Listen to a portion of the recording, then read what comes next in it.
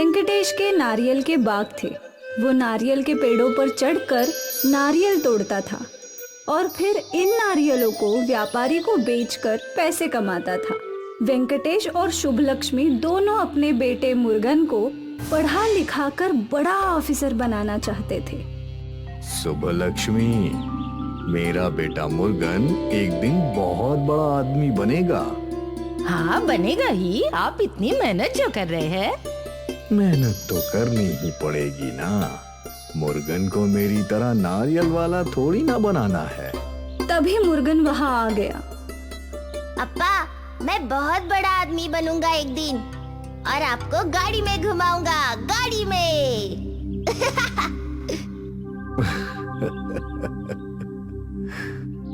वेंकटेश हर मौसम में नारियल के पेड़ पर चढ़कर नारियल तोड़ता था।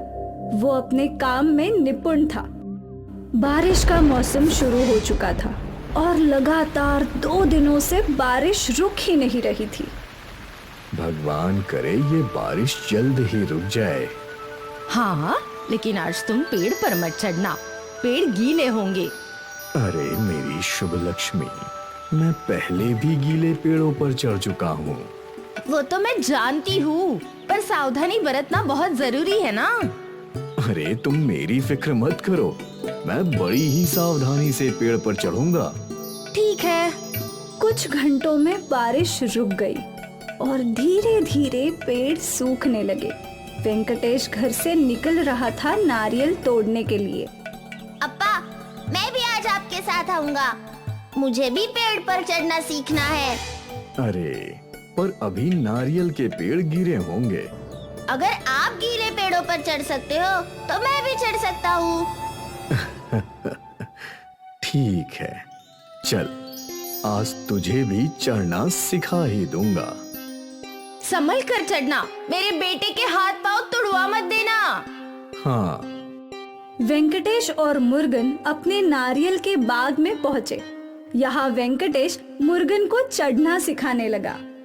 ये देख मुर्गन, ऐसे बड़े अच्छे से देख देख के कदम रखना, समझा? ठीक है अप्पा। मुर्गन कोशिश करने लगा, पर उसका संतुलन बन ही नहीं रहा था। तो कोशिश करते रहो, मैं तब तक नारियल तोड़ता हूँ। ध्यान से कदम रखना, वरना तेरी अम्मा मुझे चिल्लाएगी। जी अप्पा।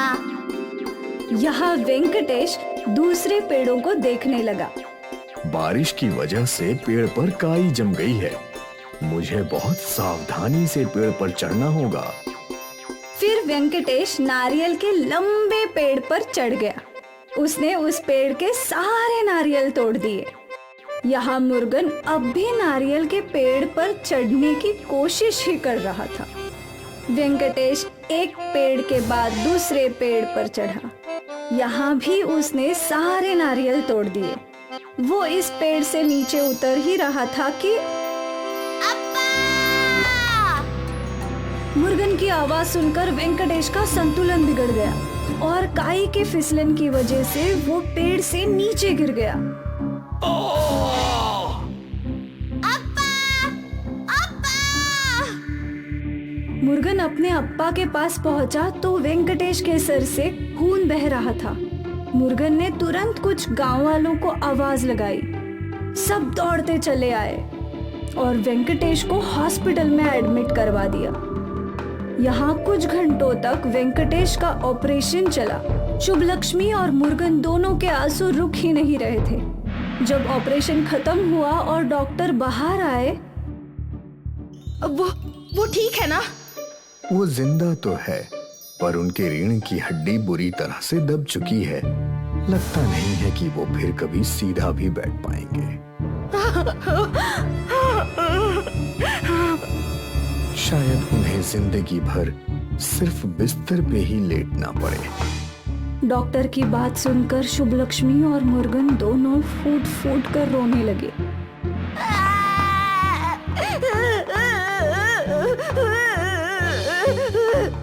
अब हमारा क्या होगा?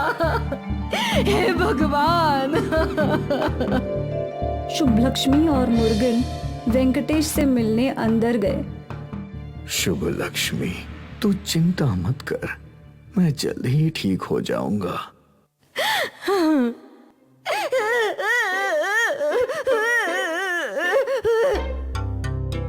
मुर्गन रोते हुए बाहर चला गया।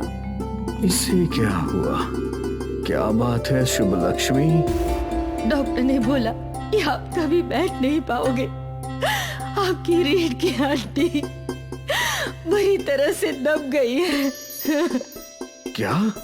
अब वेंकटेश भी डर गया। 1 महीने बाद वेंकटेश को घर लाया गया। अब घर कैसे चलेगा? मैं उठ ही नहीं सकता हूँ। पेड़ पर चढ़कर नारियल कैसे तोड़ूंगा? आप चिंता मत कीजिए, मैं कुछ ना कुछ कर लूंगी। तुम अकेली कैसे घर चलाओगी? कुछ ना कुछ हो जाएगा, भगवान हमारी मदद करेंगे। और बस तभी दरवाजे पर खटखट हुई। वेंकटेश का दोस्त स्वामी उसे देखने आया था। भाई, आज ही गांव लौटा हूँ। तुम्हारे बारे में सुनकर बहुत बुरा लगा। मैं कोई मदद कर सकता हूँ तो जरूर बताना। अन्ना, क्या आप मेरे लिए कोई काम ढूंढ सकते हैं? काम ढूंढ नहीं सकता, पर बता सकता हूँ। क्या मतलब? अक्का, आपकी नारियल की बर्फी पूरे गांव में फेमस है। आप नारियल की बर्फी बनाकर बेचें तो अच्छे पैसे जरूर कमाएंगी। क्या मेरी नारियल बर्फी लोग खरीदेंगे? बिल्कुल, आप कोशिश तो कर सकती हैं ना। हाँ, कोशिश करने में हर्जी क्या है? शुभ लक्ष्मी को पैसे कमाने का एक रास्ता मिल गया। अगली सुबह शुभ लक्ष्मी ने नारियल को बर्फी बनाई और गांव के बाजार में ठेला लगाकर बैठ गई। कई गांव वाले शुभ लक्ष्मी को देख रहे थे, पर किसी ने उसकी बर्फी नहीं खरीदी। तभी वहां स्वामी पहुंचा। अक्का, मुझे आधा किलो नारियल की बर्फी दे दो। जी अन्ना। शुभ लक्ष्मी ने स्वामी को आधा किलो नारियल की बर्फी दी और पैसे ले लिए। अरे काका, काकी, दादी, यहाँ आओ। ये बर्फी इतनी स्वादिष्ट है ना, जरा चक्कर तो देखो। आओ आओ आओ। स्वामी के बुलाते ही काफी लोग वहां जम गए। सभी ने बर्फी का एक एक टुकड़ा चखा। ये तो बहुत ही स्वादिष्ट है। शुभ लक्ष्मी, मेरे लिए 1 किलो बांध दे। हाँ, सच में ऐसी नारियल की बर्फी जिंदगी में नहीं खाई मैं। अक्का, मेरे लिए 1 किलो बर्फी दे दो। आज सारे परिवार को नारियल की बर्फी खिलाऊंगा। जितने लोगों ने बर्फी चखी, सभी ने शुभ लक्ष्मी से नारियल की बर्फी खरीद ली और कुछ ही समय में शुभ लक्ष्मी की सारी नारियल की बर्फी खत्म हो गई। देखा अक्का, सारी नारियल की बर्फी खत्म हो गई ना। थैंक यू अन्ना। अगर आप बर्फी नहीं खरीदते तो कोई नहीं खरीदता। ऐसा नहीं है अक्का, कोई ना कोई जरूर खरीदता। आपकी नारियल की बर्फी बहुत अच्छी होती है, बस लोगों को चखाने की जरूरत थी। आपकी ये सीख मैं हमेशा याद रखूंगी। Thank you. उस दिन से शुभ लक्ष्मी रोज नारियल की बर्फी बनाती और गांव के बाजार में बेचा करती। नारियल की बर्फी से उसकी अच्छी कमाई होने लगी। कल आपको स्पेशलिस्ट के पास ले जाना है। पर बहुत पैसा लगेगा ना। आप पैसे की चिंता मत कीजिए, मैंने बहुत सारे पैसे जमा लिए हैं और हमारे नारियल की बर्फी का व्यापार भी बहुत अच्छा चल रहा है। अब बस आप जल्दी से जल्दी ठीक हो जाइए। भगवान की मर्जी रही तो वो भी हो जाएगा। अगले दिन वेंकटेश को स्पेशलिस्ट के पास ले जाया गया। स्पेशलिस्ट ने वेंकटेश के कुछ स्कैन्स किए। ये ठीक हो सकते हैं, एक सर्जरी करनी होगी। सर्जरी में खर्च ज्यादा होगा। कितना खर्चा होगा डॉक्टर? यही 2 लाख के आसपास। ठीक है सर, मैं पैसे जमा करवा देती हूँ। आप ऑपरेशन की तैयारी कीजिए। ठीक है। शुभ लक्ष्मी ने उसी दिन हॉस्पिटल में 2 लाख रुपए जमा कर दिए और ऑपरेशन की तैयारियां शुरू हो गई। अगली सुबह स्पेशलिस्ट डॉक्टर ने वेंकटेश का ऑपरेशन किया। आप चिंता मत कीजिए, कुछ ही दिनों में आपके पति बिल्कुल ठीक हो जाएंगे। Thank you doctor. काफी दिनों बाद आज इस परिवार की जिंदगी में खुशियां आ गई। इसीलिए मुर्गन और शुभ लक्ष्मी खुशी के आंसू रोक ही नहीं पाए।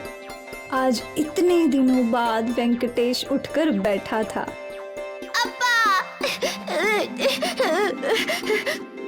अरे मुर्गन, अब क्यों रो रहा है?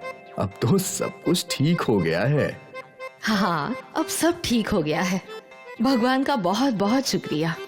कुछ दिनों बाद वेंकटेश चलकर अपने घर गया। शुभ लक्ष्मी, अगर तू नहीं होती तो मेरा क्या होता? सब कुछ अच्छा ही होता। अब सब ठीक है ना, तो बीते बातों को सोचना ही नहीं चाहिए। आप आराम कीजिए। मुर्गन, अप्पा का ख्याल रखना। मैं नारियल बर्फी बेच कर आती हूँ। आज भी बेचने जाओगी? इस नारियल बर्फी की वजह से ही सब कुछ ठीक हुआ है। इसने हमारी तब मदद की जब हमारा बुरा वक्त चल रहा था, तो अच्छे वक्त में हम थोड़ी इसका साथ छोड़ सकते हैं। मैं जल्दी लौट आऊंगी। ठीक है। और शुभ लक्ष्मी बाजार पहुंच गई नारियल बर्फी बेचने। वहाँ ग्राहक पहले से ही उसका इंतजार कर रहे थे।